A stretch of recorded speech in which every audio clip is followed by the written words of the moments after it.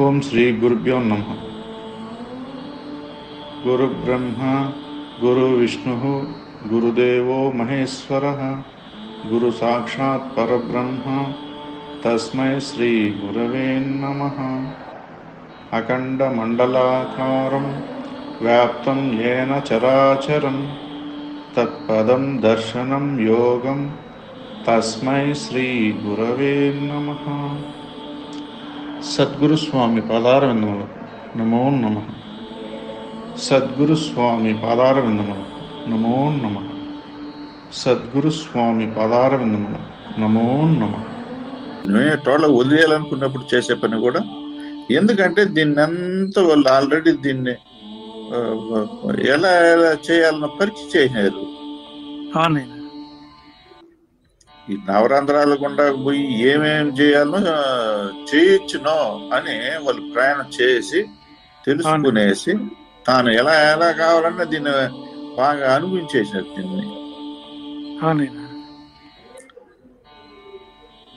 అప్పుడు నైనా ఇక్కడ వాళ్ళు ఇక్కడ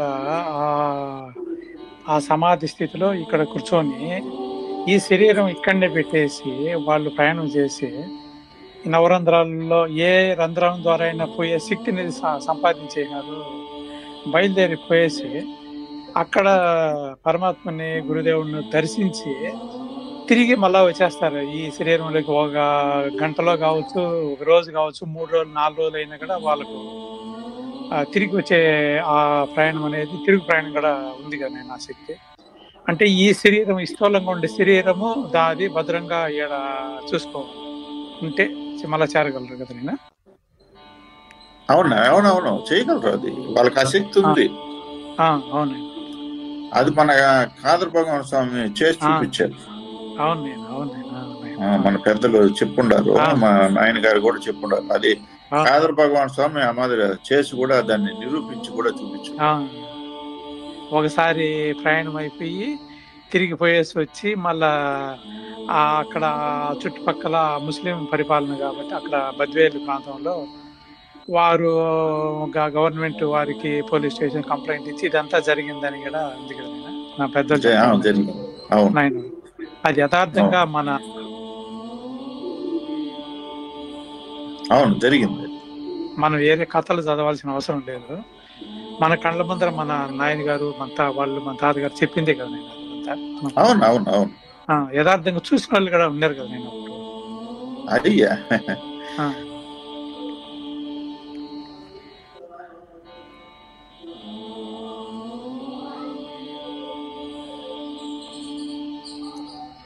అదే ఇప్పుడు వాళ్ళు కాదర్ భగవాన్ స్వామి చేసి చూపించినట్టు ఇప్పుడు మాకు సుభదాస్ స్వామి గారు చేసి చూపించారు. నాయన్ గారు ప్రతి సంవత్సరం మన ముందు చూపిస్తానే వచ్చినారు కదా దాన్ని. అవునవును, సాధు పూజ రోజు ప్రతి సంవత్సరం మనం చూసాం కదా. ఆ సమాధి స్థితి యొక్క మొత్తం మనకి తెలియ వాళ్ళు మన పని ఏమంటే ధ్యానము.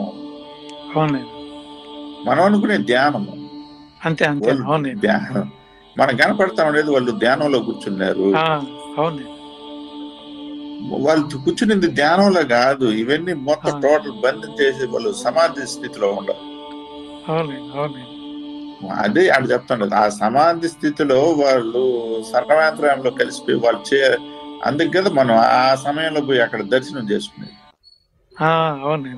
ధ్యానం అనేది రోజు చేసుకున్నప్పుడు కూడా మనకు అది వేరుగా ఉంటుంది. ధ్యానం అన్నది అది వేరు, ఈ సమాస్థితి అనేది వేరు. అందుకు మనం ఆ సమయంలో అక్కడ దర్శనం చేసుకునేది. మొత్తం యొక్క శక్తి యొక్క ఆవహించుకొని ఉంటుంది. ఎందుకంటే ఇక్కడ మొత్తము బంధింపబడిపోయింది. ఇప్పుడు అందుకు ఆ సమయంలో మనము అక్కడ వెళ్ళి ఎప్పుడైతే మనము ఆ దగ్గరగా నమస్కారం చేసుకుంటాము, ఆ బంధంలో మనం కూడా ఒకరు అవుతాం. ఇది మనము చెప్తున్నాం కదా, మామూలుగా కూడా ఇదే మనకు అలవాటు కాంది. ఎందుకంటే ఆ నిరంతరము మనము ఆ పౌర్ణమప్పుడు ఆ పరమాత్ముని కలిసినప్పుడు ఎప్పుడైతే అక్కడ మనం అర్పించి సాష్టాంగ నమస్కారం చేస్తామో, ఎప్పుడైతే అక్కడ మన శ్వాస రాకపోకలనేటివి అక్కడ ఆ స్థానములో మనం ఎప్పుడైతే అక్కడ వదలబడతామో ఆయన దాన్ని స్వీకరిస్తాడు.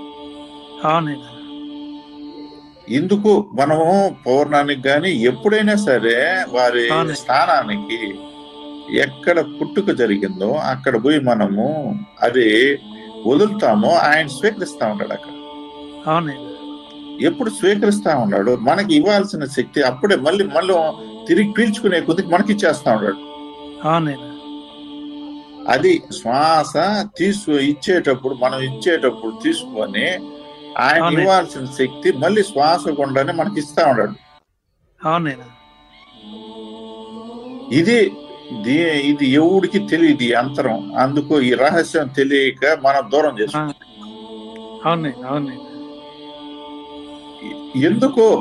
ఎందుకు రావాలంటే ఇది మనకు తెలియదు కదా. అక్కడ ఏం జరుగుతా ఉండేది, వాయు రూపంగా ఏం జరుగుతా ఉండేది, సూక్ష్మ రూపంగా ఏం జరుగుతా ఉండేది మనకు తెలియబడుతుంది. మనకు శక్తి ఎలా వస్తుందంటే మనకి ఎలా తెలియబడదు కదా. ఇప్పుడు ఆ శ్వాసని మనం ఎప్పుడైతే మనకు ఉండేది అక్కడ నిరంతరం మనం చేసినటువంటి ఎప్పుడైతే ఆవిడ శిరస్సు వంచి అక్కడ వదిలామో అర్పించినామో ఆయన తీసుకుంటా ఉన్నాడు. మళ్ళీ మనము ఎప్పుడైతే శ్వాస తీసుకుంటున్నామో తీసుకునే కొందుకు ఆయన మనలోకి శక్తిని పంపిస్తా ఉన్నాడు. ఇది కదా అసలైన ప్రధాన ఘట్టము. దీనికోసమే కదా మనం నిరంతరము ఆ యొక్క దీనిలో కలిగితే కానీ మనకు ఆ శక్తి రాదు, మనలో ఉండేటివి తొలగబోవు. అందుకే దూరంగా ఉండే వాళ్ళు ఇప్పుడు ఈ బాహ్యంలో బలపడిపోతానే ఉంటారు. ఎందుకు వాళ్ళు బలపడతారంటే వాళ్ళు ఈ శక్తిని సంపాదించుకోవాలి. మరి తిరిగి దీని ఈ శక్తిని సంపాదించుకోవడానికి వాళ్ళు ప్రయత్నం చేయలేదు. ఇది ప్రధానం అనుకున్నారు, దీన్నే ఇప్పుడు ఉండాలి వాళ్ళు. అప్పుడు అదే మనము ఈ మధ్య చెప్తా వస్తా ఉండేది కూడా అది. వాళ్ళు ఏ శ్వాస పీలుస్తున్నారు, ఏ శ్వాస వదులుతున్నారు అంటే సాటి జీవుని పక్కన ఉండి సాటి జీవుని శ్వాస పీల్చుకుంటా ఉన్నారు, వీళ్ళ శ్వాసను వాళ్ళకి పంపిస్తున్నారు, వాళ్ళ శ్వాసను వీళ్ళు పీల్చుకుంటారు. అంటే జీవుని బంధం వీళ్ళు బలపడతా ఉందే కానీ ఆత్మ బంధం బలపడలేదు. ఈ ఆత్మబంధం బలపడాలంటే తారకులతో కలవాల, ఆ సద్గురువుతో మనము వారి పాదాన్ని ఆశ్రయించినప్పుడే జరుగుతుంది. కానీ ఇది మిగతాప్పుడు జరిగే అవకాశమే లేదు. అందుకు అక్కడ ప్రతి పౌర్ణ విశిష్టతే మనకి సరిగా తెలియదు. ఎందుకంటే ఆ నిండు పౌర్ణములో మనము వారి యొక్క దీనిలో కలిసినప్పుడే ఆ శక్తి తప్పనిసరిగా ఇదవుతుంది. అప్పుడు కంపల్సరీగా అందుకు ఈ కార్యక్రమాల్లో ఏది కూడా చూడండి, మనం పరమాత్మను పెట్టుడే అన్నిట్లోనూ ఇది సంబంధించిందే ఉంది. ఇది మనం అర్పించడము, వారు స్వీకరించడము, వారు మనకు తిరిగి ఇవ్వడము, మనం తీసుకోవడం, ఇది ప్రతి ఒక్క కార్యక్రమంలో ఉండాలి. ఇది మనం గుర్తించము, మనము ఇట్లా దూరం అవుతాము తెలియక. ఇప్పుడు మనము ధ్యానం చేయలేము, సాధన చేయలేని పరిస్థితిలో ఉన్నాము. ప్రతి ఒక్కరము ఏదో ఒక దాంట్లోనూ లోనైపోతున్నాము, దూరం అవుతున్నాం కదా. ఇప్పుడు ఇలాంటి వాళ్ళకంతా కూడా బలహీనులకి ఇలాంటిది శక్తి ఇచ్చినట్టే కదా. బలహీనంగా ఉండే వాళ్ళకంతా కూడా ఇప్పుడు ఇటువంటి విషయంలో శక్తిని సంపాదించుకున్నాడు అవుతాడు కదా. ఇది గ్రహించడు, ఇది పుంజుకోవాలని చూడడు.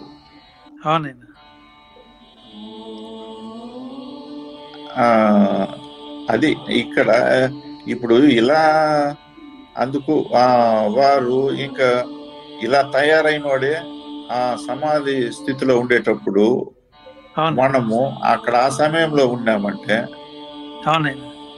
అంటే ప్రతి ఒక్క స్థితిలోనూ మనం ఉంటా వచ్చినప్పుడు వాళ్ళతో కలిసినప్పుడు అటువంటి స్థితే మనకు వస్తుంది కదా. ఏ స్థితి ఆ సద్గురువులు మనకు చూపిస్తా వస్తా ఉన్నాడు ఆ ప్రతి స్థితి మనకు కూడా కలిగింప చేసేదానికే కదా ఆయా కలవమంట ఉండేది. ఇప్పుడు సమాధి స్థితిలో ఉండేటప్పుడు మనం కూడా కలుస్తా ఎప్పుడైతే అర్పించినామో మనకు ఆ స్థితి రావడానికి శక్తి సామర్థ్యాలు ఆయన అందిస్తాడు కదా.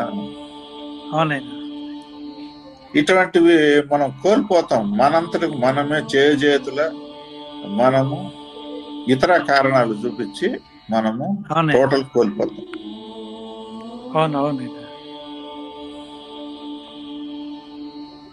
అదే ఇప్పుడు అక్కడ ఏ కారణాలు చూపిస్తాను అనేది అసత్యాన్ని చూపిస్తాను మనం.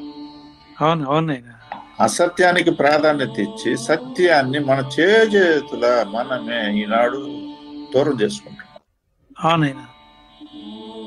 కాబట్టి ఇటువంటివి ఏది మనం బలపడింది ఇప్పుడు జీవులతో బలపడినప్పుడు ఇంకా ప్రయాణ కాలం కూడా ఇంకా అట్లే ఉంటుంది. ఇప్పుడు ఇవన్నీ సద్వినియోగం చేసుకున్నవాడికి ఇప్పుడు ఇలాంటి బలపడతా వచ్చే ముందుకి ఇవే బలపడతా వస్తాయి. దానికి తగినట్టే ఉంటుంది ప్రయాణ కాలం.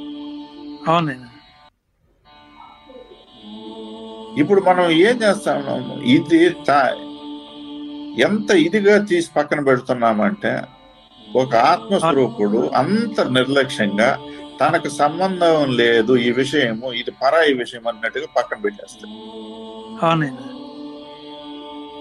దీనికి అసత్యాన్ని కారణంగా చూపిస్తాడు. ఇదేమనుకుంటాడంటే చూసిందే కదా, వెళ్ళిందే కదా, నిన్ననే కదా మనం పోయించింది, మొన్ననే కదా, ఏముందిలే చూసింది చూస్తాము అని. ఇప్పుడు ఆ మాదిరి అనుకోలేదు కదా మనము. ఇప్పుడు నిరంతరం తినిందే తింటాను అని అనుకోలేదే, తింటానే ఉన్నామే, తినిందే కదా రోజు తింటా ఉండేది. వాటి మీద మనకు ఇది కలగలేదే. ఇప్పుడు చూసిన బంధాలనే నిరంతరం చూసి చూసి చూసి చూసి వాటితోనే జీవిస్తా బంధింపబడతాను.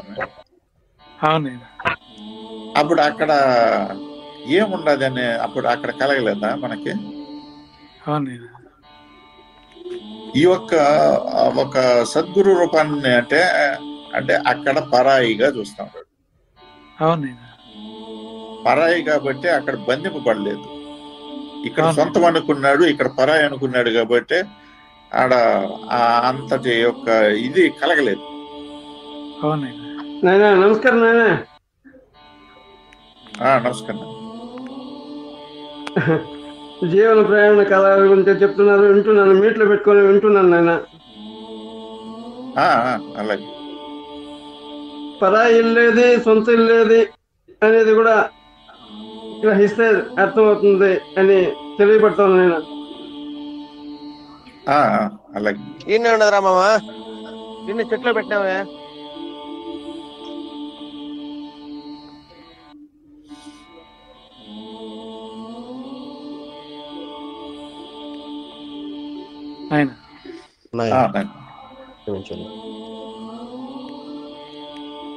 ఇప్పుడు అక్కడ అది నిరంతరము ఒక ఆహార విషయంలో కానీ మన బంధాల విషయంలో అటువంటి చూసిందే చూస్తున్నాం, తినిందే తింటున్నాం అనే ఒక ఇది ఆడ కలగలేదు కదా. అంటే ఇప్పుడు అక్కడ అది సొంతం అనుకున్నాము, ఇక్కడ సద్గురువుల బంధం మాత్రం పరాయిది అనుకున్నాం కాబట్టి అటువంటి చూసిందే కదా చూసాం. ఇప్పుడు చూసిన సినిమానే కదా మళ్ళీ ఎందుకు పోయేది అన్నట్టే ఉండాలి కానీ చూసిన చోటికి మళ్ళా ఎందుకు అని అంటే ఎంత అక్కడ తేడా వస్తా ఉంది అక్కడ. అంటే జీవుని యొక్క స్వభావము, జీవు యొక్క భావాలు ఎలా బలపడి ఎలా చూస్తున్నాడు. అవునండి. ఇప్పుడు తనే కదా ఇక్కడ చేస్తా ఉండేది, వేరే వాళ్ళు కాదు కదా. అవునండి. ఇప్పుడు మనమే ఏది బలపడుతున్నాం అనేది ఇక్కడ క్లియర్ గా తెలిసిపోతా ఉండ. జీవుడు ఏది బలపరుచుకుంటున్నాడు, అవునండి, ఏది దూరం చేసుకుంటున్నాడు, ఏ దేనికి దగ్గర అవుతున్నాడు, ఏది ఎక్కువగా చూడాలనుకుంటున్నాడు, దేనికోసం ఎక్కువ ప్రయాణం చేస్తున్నాడు, దేనికోసం నిరంతరం తపన పడుతున్నాడు, దేనికోసం నిరంతరం శ్రమ పడుతున్నాడు, దేనికోసం పని చేస్తా ఉన్నాడు, ఎవరికి సేవలు చేస్తున్నాడు, ఎవరికి నిరంతరం ఈ తనువు ధనము మనసును అర్పిస్తా ఉన్నాడు. నిరంతరము ఈ తనువు ధనము మనసు ఎవరికి అర్పిస్తున్నాడు. ఈ యొక్క బంధాల కోసం అర్పిస్తున్నాడా, తన సొంతం దీనికి ఈ మొత్తాన్ని దేనికి ఏ పని చేస్తున్నాడో ఆ పనే చివరికి తనకు ఉపయోగపడేది.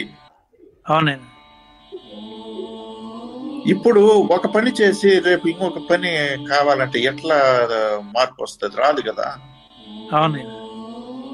కాబట్టి ఇక్కడ క్లియర్ గా ఏదైతే చేస్తున్నాడో అక్కడ అదే కనపడుతుంది.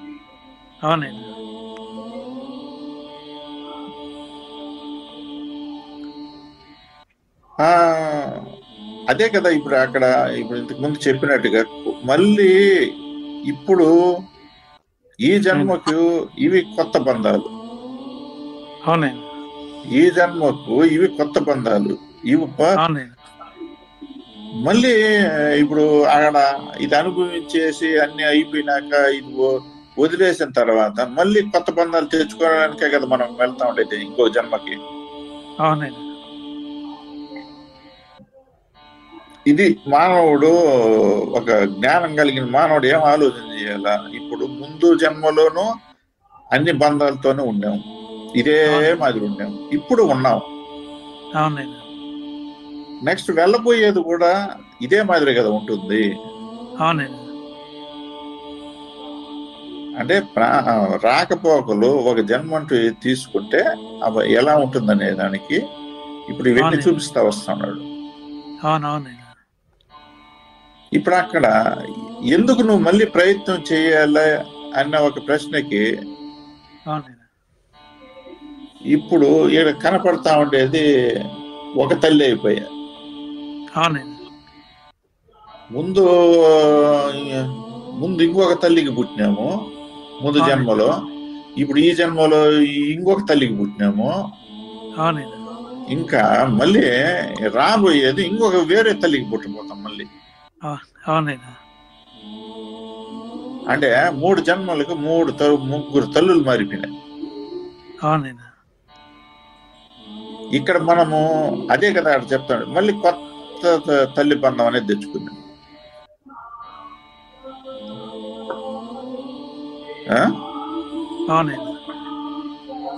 ఇప్పుడు ఈ తల్లే నిజము, ఈ తల్లే మనకు శాశ్వతము, ఈ తల్లే మనకు అన్నట్టుగా మనము పూర్తిగా బంధింపబడిపోయి ఇక్కడ ఉన్నాం. మళ్ళీ ముందు ఇంకొక తల్లికి పుట్టినాము, ఆ తల్లి ఏమైపోయింది? ఇప్పుడు ఈ తల్లి ఏదనుకుంటున్నాం, అప్పుడు ఆ తల్లి ఏమైపోయింది? ఇప్పుడు మళ్ళీ ఇంకొక తల్లి గర్భం లేకపోతున్నాం, మళ్ళీ ఆ తల్లి ఎవరు?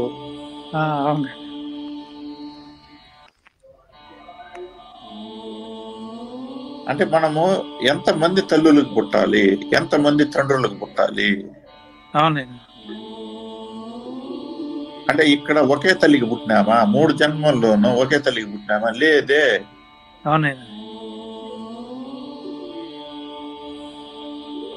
3 జన్మలకు 3 తల్లులు 3 తండ్రులు. అంటే దగ్గరగా తీసు, అంటే మిగతా అన్ని పక్కన పెట్టేస్తే దగ్గరగా కనపడతా ఉండేది కొత్త తల్లి. అంటే ఏ జన్మకి ఆ జన్మ కొత్త తల్లి తండ్రి. ముందుది అట్లే ఉంది, ఇప్పుడుది అట్లే ఉంది, ఆ తర్వాత అట్లే ఉంది. ఇప్పుడు ప్రత్యక్షంగా మనము ఇప్పుడు ఈ జన్మలో ఉన్నాం కాబట్టి కనపడతా ఉన్నాయి కాబట్టి ఇప్పుడు ఇది పూర్తిగా నమ్మకం విశ్వాసంతో ఈ బంధంతో ముడిపడి ఉన్నాం. ఎందుకంటే ఆ రుణానుబంధము ఆ కర్మ ఫలాలు తీరాలి కాబట్టి ఆ బంధన అనేది ఆ మాదిరి ఏర్పాటు చేస్తాడు. ఆ రుణానుబంధం చేయాలి కాబట్టి ఆ బంధన ఆ మాదిరి ముడిపడితేనే చేయగలుగుతాడు. ఎందుకంటే నా తల్లి, నా తండ్రి, నా బిడ్డ, నా భార్య, నా భర్త అని నా అనుకుంటేనే చేయగలుగుతాడు. ఎందుకంటే ఆ కర్మలు చేయాలంటే నా అనుకుంటేనే చేయగలుగుతాడు, లేకుంటే చేయలేడు.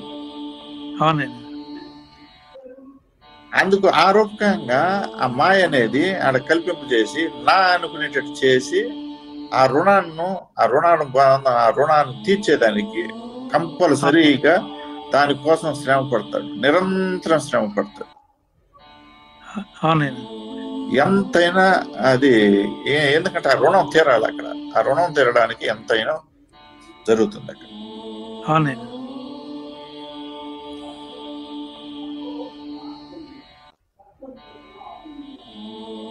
ఇప్పుడు మనమే మనం ఒక కోపము, ఆవేశము, ఏదైనా ఒక కలహం వచ్చినప్పుడు మనము ఎవరైనా మన కంటి ముందర అంటానే ఉంటారు, నువ్వు కరెక్ట్ గా ఒక అమ్మ అబ్బకు పుట్టినావా అని అంటారు.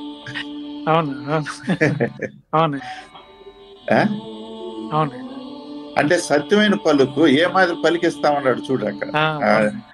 అంటే అక్కడ మనకు రోషము, కోపం వచ్చేస్తదే గాని నువ్వు ఒక మాట మీద నిలబడినావా అనే దానికి ఇవన్నీ పలుకుతారు ఇక్కడ.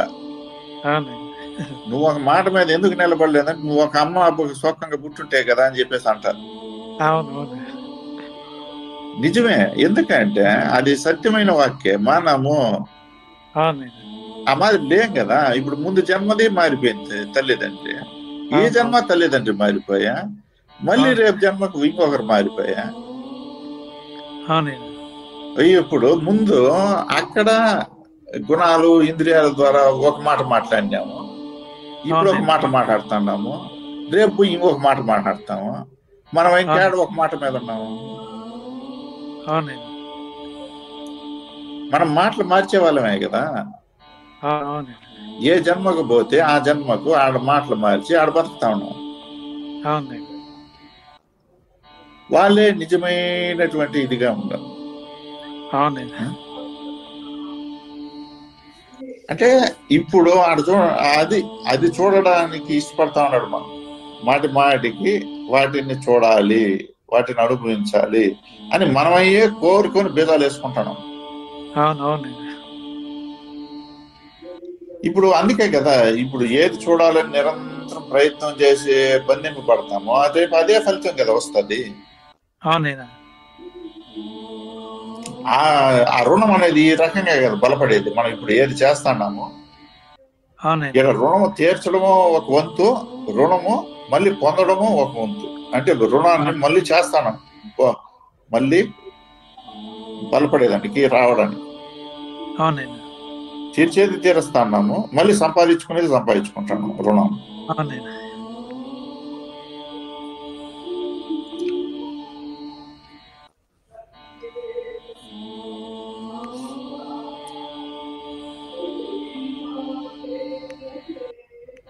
అది పూర్తిగా రుణం అనేది పూర్తిగా దాన్ని బాండ్ రాసుకునేసి బాకీ తెచ్చుకొని ఉంటాం ఒకరి దగ్గర. పూర్తి డబ్బులు ఇచ్చేస్తే ఆయన నశించేస్తాడు ఆ బాండ్. అంతే కదా. అది ఆ బాండ్ చించేయకుండా అట్లే పెట్టుకునేస్తాను, మళ్ళా దాన్ని తిప్పి మళ్ళా బాండ్ రాస్తాను తిరిగి. మళ్ళా ఆ బంధం తెగిపోయేటప్పుడు అటువంటి పరిస్థితి వస్తుంది. రుణం తీరిపోయిన బంధం అట్నే తెగిపోయింది. ఇప్పుడు మనం ఎన్నో బంధాలు పుట్టినప్పటి నుంచి ఎన్నో బంధాలు కలుపుకొనే వచ్చున్నాము, వదులుకుంటానే వచ్చినాము. రుణం తీరిపోయినట్టు వదిలిపోయినాయి. రుణం ఉండేటి తగులుకోండాయి, రుణం చేయబోయేటివి ఇంక రాబోతాయి. చేయాల్సినవి ఇవ్వాల్సినవి అన్ని ఉన్నాయి కదా. అది అందుకు కొత్తగా కలుస్తాయి. మనం ఏమనుకుంటా ఉన్నా అంటే కొత్త బంధుత్వం ఈ ఆనందం కనపెడతా ఉంటుంది, ఆ ఆనందంలో మునిగిపోతాం. అవునండి. ఈ కొత్త బంధాలు ఎందుకు వస్తాయంటే ఏదో రుణానుబంధాలు మళ్ళీ ఉన్నాయి. అవునండి. ఇప్పుడు ప్రజెంట్ మనతో కూడా ఏ బంధాలు అయితే ఉన్నాయో ఆ బంధాలకు రుణపడి ఉండే అవన్నీ చేస్తాం. అవునండి. ఎన్ని వచ్చినా ఎన్ని బంధాలు ఏర్పడినా అది రుణం కొరకే. అవునండి. రుణం ఉంటేనే ఆ బంధం కలిసింది. అవునండి. ఆ రుణం తీరిపోతానే మళ్ళీ వెళ్ళిపోతుంది. అవునండి.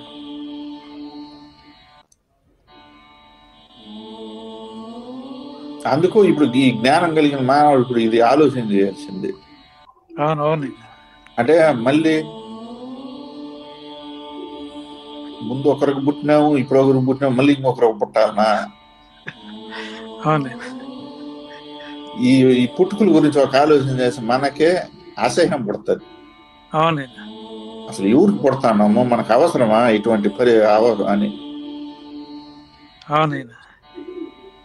అంటే మనం ఇట్టటోళ్ళమా అంటే కనీసం కరెక్ట్ గా ఒక దీనిలో లేమే. ఎవరికో పుట్టాలన్నా పోయి ఎవరినో పోయి ఇదనాలనా? అవసరమా ఇటువంటి జన్మాలు?